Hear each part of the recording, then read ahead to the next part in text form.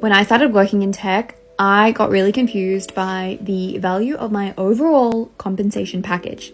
Stock options, RSUs, bonuses, sign-on bonuses, plus the base salary, like it's all a bit confusing. So I'm going to break that down for you guys a little bit, but especially using this nifty little calculator that I found. It is super handy.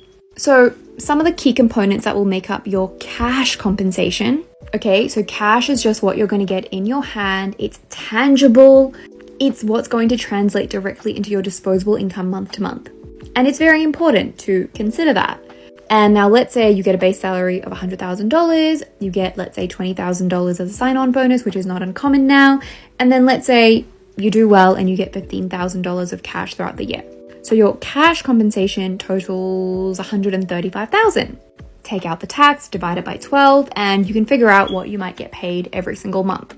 Great. Figure out if that is a good baseline for you to cover your monthly expenses, maybe save a little money on the side.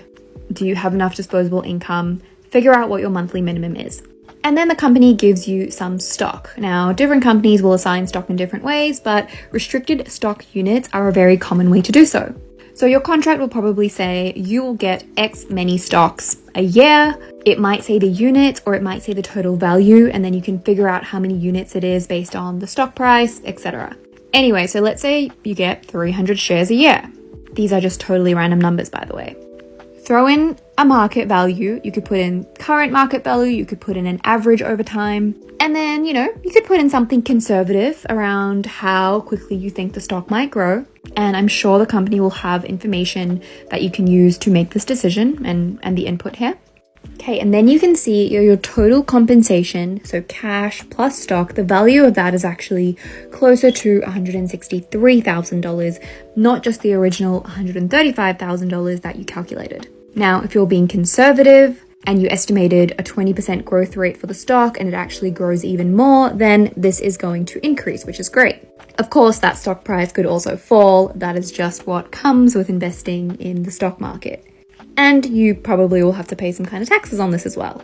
But if you select the right company that's set to grow, that incentivizes you by perhaps giving you more shares year on year, this is actually a fantastic savings mechanism. You can leave your stock as is. It's going to vest over time, so you're probably unlikely to be able to touch it for a period of time. Eventually you could sell it. You could sell it to use it as a deposit for something. You could set it and forget it and leave it as a super long-term investment. Anyway, I hope this helps if you've ever been confused about this kind of stuff, because it can be a bit confusing.